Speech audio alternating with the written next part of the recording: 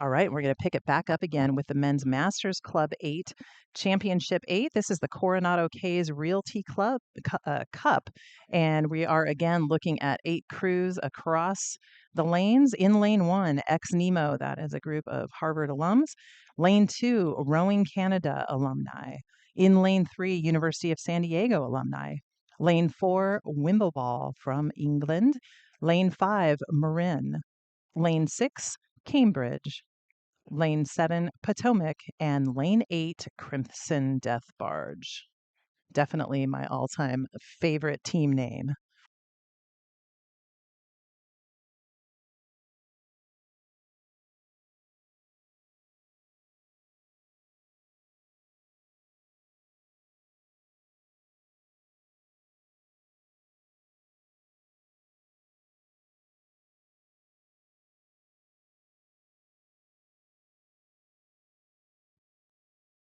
Great close-up shot there of Potomac Boat Club in that bright red boat. And indeed, it is Potomac that has your top lead there. It looks like by open water coming out of lane 7. So Potomac right now, your early leader, and then quite a bit of overlap between all crews. We'll see if we can get a little better visual of where these crews are at and come back with some lane placement.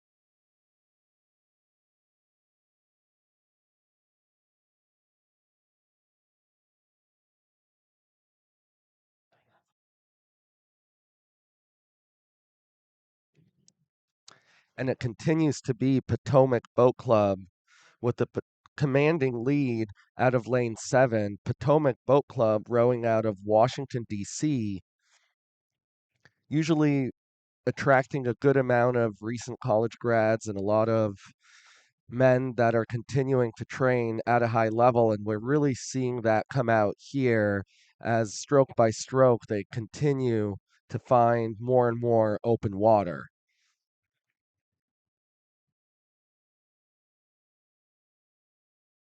All right, in terms of placement with the other crews, so Potomac really kind of leaving everyone in their dust there as they have a fairly commanding lead as they barrel towards this finish. Looks like lane 1, Ex Nemo, is your second place crew, followed by Rowing Canada alumni, really some awesome rowers in their former national team athletes. In the fourth place position, it's going to go to either Marin or Wimbledon, maybe a slight lead right now for Marin, maybe a couple of seats over Team Wimbledon. And then out to lane 6, Cambridge, in your seventh place position, followed by lane 8, Crimson Death Barge.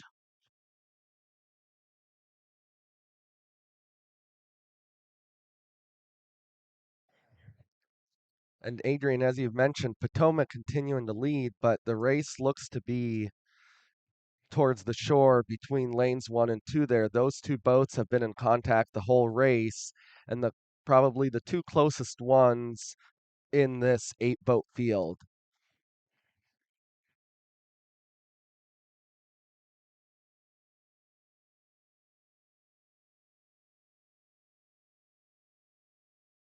All right, and that was Potomac crossing the line well ahead of the rest of the field. And then lots of overlap here as we come towards the finish. It looks like a good charge here from Ex Nemo.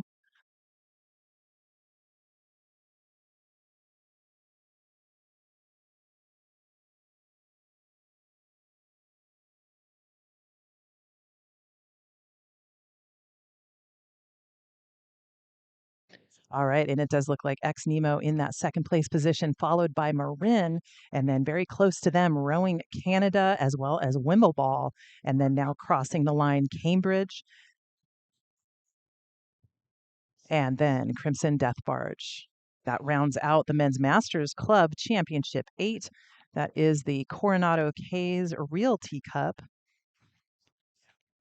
And the Coronado K's Realty Cup returns as the sponsor of this event for the second consecutive year. So, this is a fairly new trophy. This trophy honors the friendship and community held between club members who come together with a shared purpose and common goal. This trophy is sponsored by Jamie and Franziska Bay.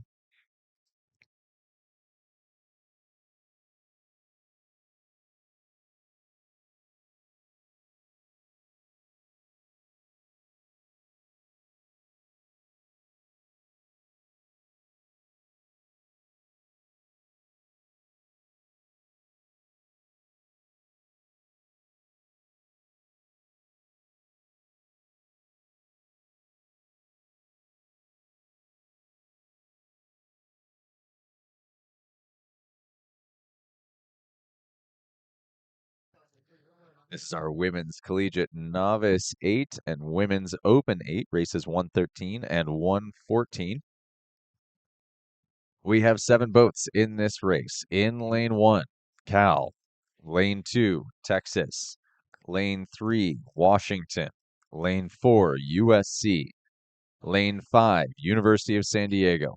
Lane 6, UC San Diego. Lane 7, Washington.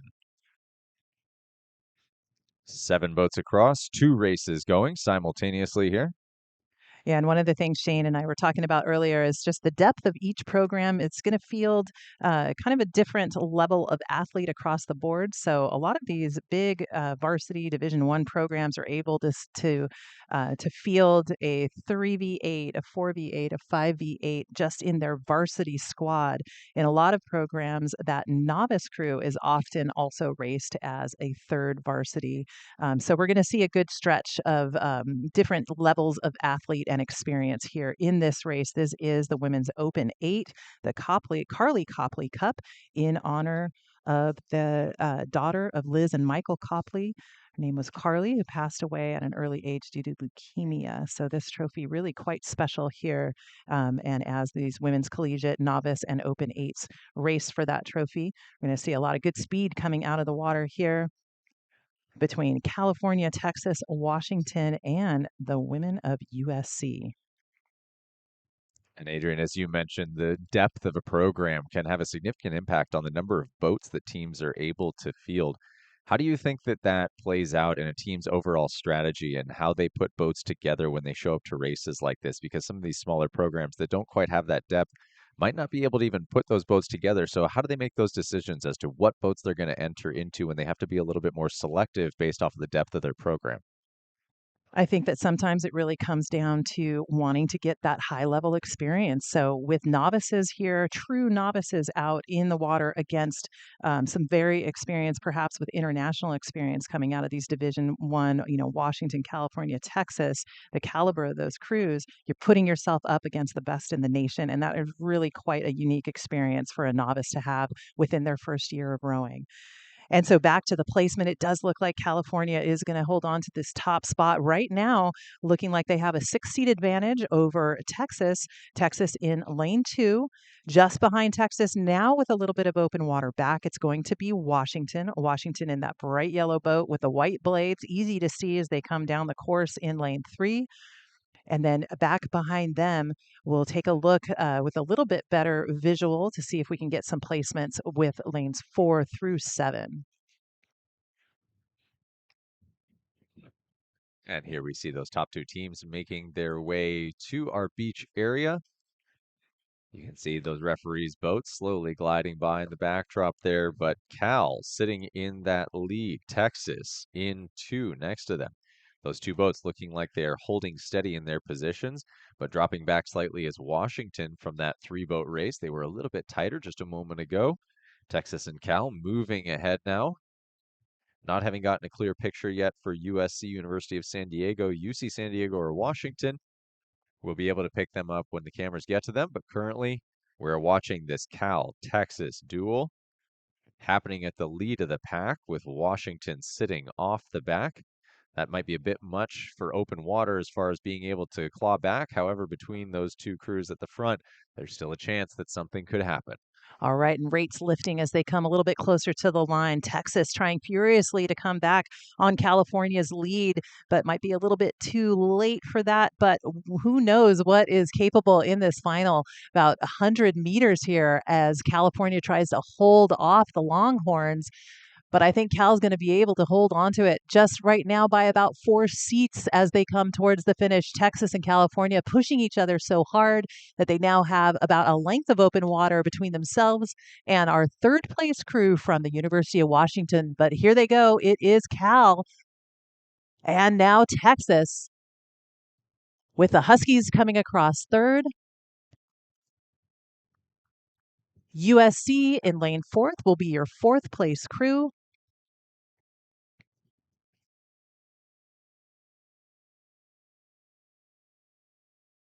And then that is the second Washington entry. That is actually a true novice boat there out in lane 7. That is going to be your 5th place boat.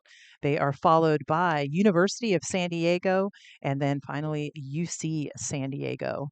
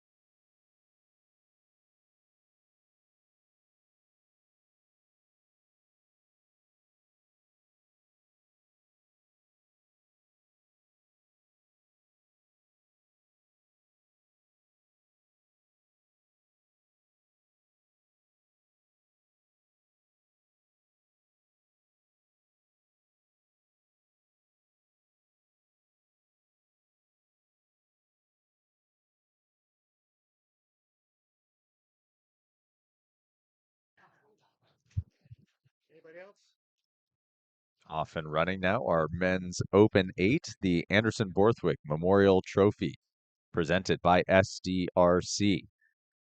We have 6 boats in this race. Lane 3 was a scratch, so lane 3 will be open as this race comes down. Lane 1, Cal. Lane 2, Cal. Lane 4, UC Santa Barbara. Lane 5, UC Davis. Lane 6, UC Santa Barbara. Lane 7, UC Santa Barbara.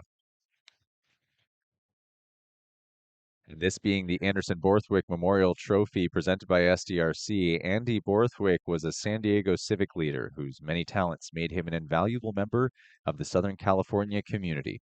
He was an oarsman on championship crews for the San Diego Rowing Club and a prime mover in establishing the San Diego Crew Classic.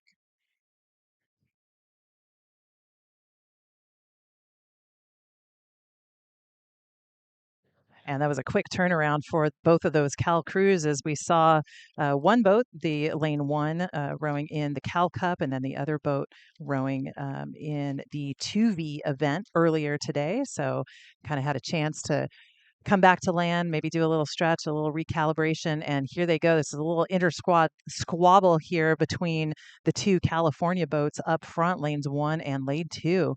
See who comes out on top between that 4V and Frosh 8. Back behind them, it is going to be a battle between UC Santa Barbara and UC Davis. We've got 3 UC Santa Barbara boats. Again, a testament to the depth of that program and the number of athletes that they attract to row on the waters of Lake Kachuma. Really quite a huge club program with many years of success. And we're seeing that play out here over the course of this weekend at the Crew Classic.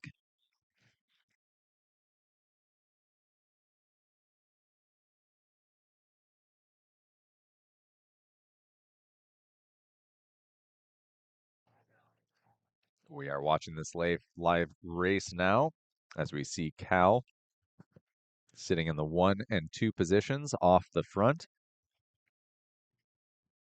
Currently sitting to the back. We'll wait until we have a better perspective, but that is a 4-boat race between UC Santa Barbara's 3 boats and UC Davis. We'll call those UC Santa Barbara boats A, B, and C just in order of their lane assignments, which are lane 4, lane 6, and lane 7. UC Davis splitting them up there in lane 5. So a lot of UCSB jerseys out there on the water right now. A lot of yellow because we've got all UC programs in this race. Cal, UC Santa Barbara, and UC Davis. Lots of yellow and navy, eh? That's right. We just need UC Irvine to be in this race, and we have a good complement of all of the UC schools that have a rowing program. Uh, Oh, I guess we'd have to add UCLA in there as well. And I think there is one of those races that's coming up where we've got all the UC programs represented. But right now, it is all about California as they battle it out up front. Lanes 1 and lane 2, the Frosh and the 4V going after each other, both exhibiting some very, very speedy cadence. I have them clocked at about 36 strokes a minute. Right now, it does look like lane 1, the Cal Frosh boat, getting the better of that 4V in lane 2. So right now, Coxon looking across at the bow ball of that second California boat. as they come towards the finish here and coming into the spectator area. You're going to see those white tents along the shoreline, and that's where we'll see a little bit better visual from land about exactly the placement between California and the rest of the field. And you got to think that for both Cal and UCSB, they're seeing other boats from within their program. This is almost a for bragging rights race for them. They get to come off the water and they have seen how the others have performed. They've raced against each other in practice, I'm sure. This is definitely not a first time that they've seen their own crews, but under the heat of pressure on the competition line, they get to see how they perform against one another. And I got to imagine there's some fun in that, but also some bragging rights that get to come out of the weekend. Yeah, it's a little race day seat race. Always, good for the coaches to kind of take a look and see who can step up on race day.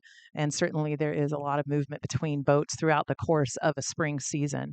I just saw that Cal boat that's in the lead, that coxswain looking across. You got to think that he's probably asking for open water against that other crew as they come into the final strokes here of this men's Open 8. This is the Anderson Bothwick Memorial Trophy.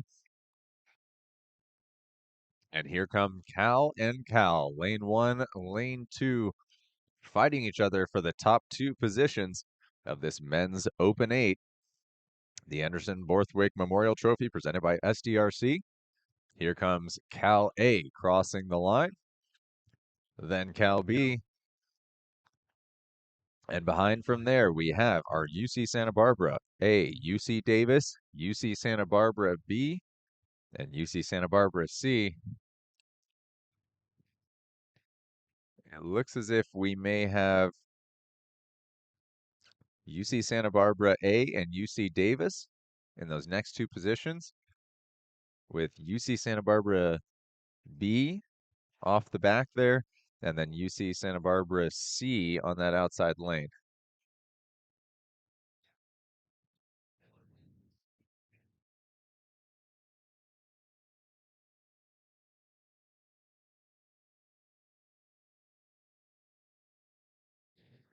The trophy that is presented for this Open Eights race. Andy Borthwick was a San Diego civic leader whose many talents made him an invaluable member of the Southern California community. He was an oarsman on championship crews for the San Diego Rowing Club, as well as a prime mover in establishing the San Diego Crew Classic.